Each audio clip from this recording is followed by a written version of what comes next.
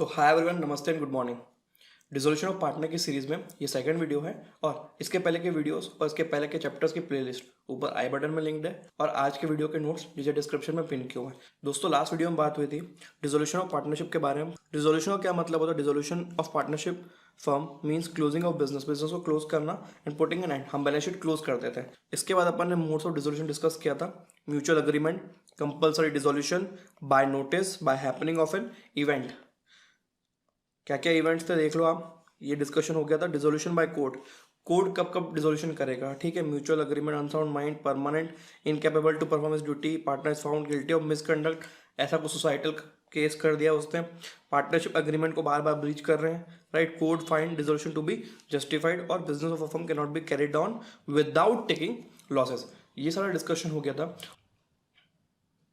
इसके बाद एक एग्जांपल था, राइट। इस एग्जांपल में, कैफे के एग्जांपल मैंने बताया था कि पहले सारे एसेट्स को बेचो, इससे पैसा आएगा, फिर सारी लाइबिलिटीज को पे ऑफ कर देंगे, फिर कुछ पैसा बचेगा जो पार्टनर्स अपने घर लेके चले जाएंगे और बिजनेस क्लोज हो जाएगा, right.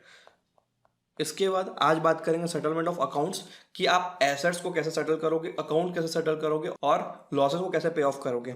Settlement of account, section 48 of Indian partnership act. Settlement of account, ये लॉ क्यों लाया गया है बताइए? ये लॉ इसलिए लाया गया है क्योंकि अगर कोई भी पार्टनरशिप फर्म में पार्टनर्स लॉसेस के कारण पार्टनरशिप फर्म बंद कर रहे हैं तो हो सकता है ना कि सामान बेच के पैसा खुद लेके चले जा रहे हैं, इसलिए ये नियम लाया गया है, ठीक है। पढ़ते क्या होता है, हाउ टू कवर लॉसेस, ठीक है। Section 48 of Indian partnership act एक लॉ है जो सारे सिटीजन्स के ऊपर बाइंडिंग होता है, ठीक है। सेक्शन 48 में क्या लिखा हुआ, how to cover losses. A part है हाउ टू कवर लॉसेस, ठीक है। सबसे पहले क्या करोगे, first out of past profit and current profit. Balance sheet में अगर कोई पास्ट प्रॉफिट लिखा हुआ है, कैसे जनरल रिजर्व या कोई अलग अलग फंड दिए, रिजर्व फंड वगैरह वगैरह, तो ये क्या होते हैं, ये पास्ट प्रॉफिट्स होते हैं। अगर पास्ट प्रॉफिट है तो पहले वहां सेटल करेंगे, ठीक है। इसके बाद अगर पास्ट प्रॉफिट भी खत्म हो जाता है तो कहां से करोगे, then out of capital of partner. हम क्या करेंगे, अगर रिजर्व फंड में कुछ पैसा नहीं है तो हम जो बाकी पार्टनर्स है वहां से भी पैसा ले लेंगे, ठीक है, उनके कैपिटल से। पार्टनर्स का जो कैपिटल अकाउंट होता है वहां से पैसा निकाल लेंगे लॉसेस को कवर करने के लिए। अगर कैपिटल देने के बाद भी आपका लॉस कवर नहीं हो रहा है तो lastly if necessary partners individually, मतलब उनके घर जाके उनका सोफा बेचेंगे, टीवी बेचेंगे, जो बेचेंगे, लेकिन वहां से पैसा लेके आएंगे in the ratio in which they share profits of the firm. जो उनका पुराना प्रॉफिट शेयरिंग रेशियो था ना, उसके हिसाब से आप उनके घर जाके ले सकते हो पैसा, अगर लॉसेस बहुत ज्यादा कर दिए उन्होंने।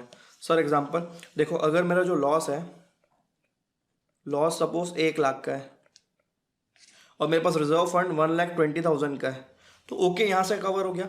लेकिन मान लीजिए ऐसा नहीं हुआ, ठीक है, रिजर्व फंड मेरे पास सिर्फ 10,000 था, तो एक्स्ट्रा लॉस कितना बचा, अभी 90,000 बचा है। तो ये हम क्या करेंगे, पार्टनर्स के कैपिटल से काट देंगे, ठीक। और अगर पार्टनर्स का कैपिटल इससे कम है तो उनके घर जाके भी उनके पर्सनल एसेट्स, ठीक है, पार्टनर्स ने जो फर्म में पैसा लगाया कैपिटल, वहां से तो काट ही सकते हैं। बट अगर वो भी पूरा नहीं होता है तो उनके घर जाके उनका जो पर्सनल एसेट होता है ना, एक एक का पर्सनल एसेट, उसको भी बेच के ले सकते हैं, राइट। तो ये था how to cover losses of the firm as per section 48 law के हिसाब से। सेक्शन 48 के हिसाब से आप लॉसेस को कैसे कवर करोगे, right. Next is application of assets. Asset का एप्लीकेशन मतलब जो एसेट्स को बेच के पैसा मिलेगा ना, उसको कैसे कैसे अप्लाई करना, पहले कौन लेगा बाद में कौन लेगा, ये देखते हैं। सबसे पहले first, paying firm's debt to the third parties outside liability. यार बैंक से लोन ले लिया है या क्रेडिटर्स है, उनको पहले पेमेंट करेंगे, जो बाहर वाले लोग हैं, ठीक है। बाहर वाले लोगों को हम सबसे पहले पेमेंट करेंगे, जो एसेट्स को बेच के पैसा आया ना उसमें से। उसके बाद paying for partners loan given to firm. अगर किसी पार्टनर ने फर्म को पैसा दे के रखा है, फॉर एग्जांपल मिस्टर ए था और एबीसीएन एसोसिएट्स थी उनकी पार्टनरशिप फर्म, तो ए ने क्या किया, एबीसीएन एसोसिएट्स को पैसा देके रखा है, तो उस केस में पहले आउटसाइड लाइबिलिटी को पेमेंट करेंगे फर्स्ट, और सेकंड उसके बाद पे करेंगे, कुछ पैसा बचेगा तो partners loan account given to firm.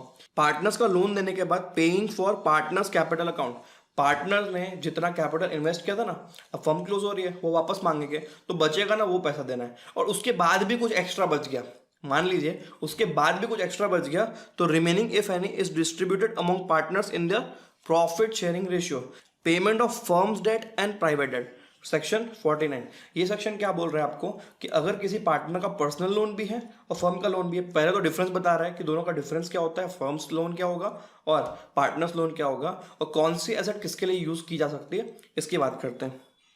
Dates which a firm owes to outsider is called firm debts. जो तीनों ने मिलकर एज अ पार्टनरशिप फर्म जो लोन्स लिए हैं, जो डेट्स इनकर किए होंगे, उसको बोलेंगे firm's debts. Example, ABC and associates took a loan from bank. ABC and associates partnership firm है ये। डेट विच अ पार्टनर ओस, ठीक है, एक पार्टनर अपनी इंडिविजुअल कैपेसिटी में, नॉट एज अ पार्टनर, अपनी इंडिविजुअल कैपेसिटी में, are known as private debts. Example, mister A took a personal home loan for buying his house. उसने क्या किया, अपना घर लेने के लिए, खुद का घर, ठीक है। एबीसी एंड एसोसिएट्स नहीं है वहां पे, mister A and Mrs A and छोटे छोटे ए बच्चे, वो लोग रह रहे हैं वहां पे, राइट। तो उसके लिए उसने लोन लिया है।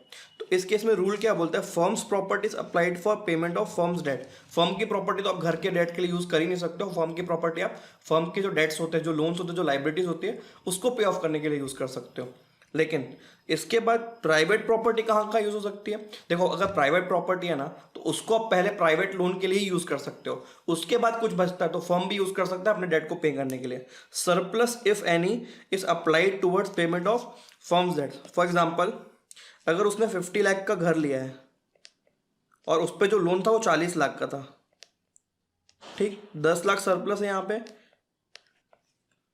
ये यूज हो सकता है फर्म के डेट को पे करने के लिए। अगर जरूरत पड़ी पार्टनरशिप फर्म में तो पैसा मंगवाया जा सकता है out of his personal assets. So this was the concept of settlement of accounts and firm's debts and private debts. तो आई होप आपको लॉ क्लियर हो गया होगा कि कौन सा पैसा किसके लिए पहले यूज करना है, किसको पहले पेमेंट करना है, और जो पैसा आएगा एसेट्स को बेच के वो किस तरीके से यूज होगा और लॉसेस कैसे कवर होंगे। तो चलिए नेक्स्ट क्लास में अपन स्टार्ट करेंगे स्टेप नंबर 1, जिसमें हम सारी एसेट्स बेच रहे होंगे और लाइबिलिटी को पे ऑफ कर रहे होंगे। Till then bye everyone, take care.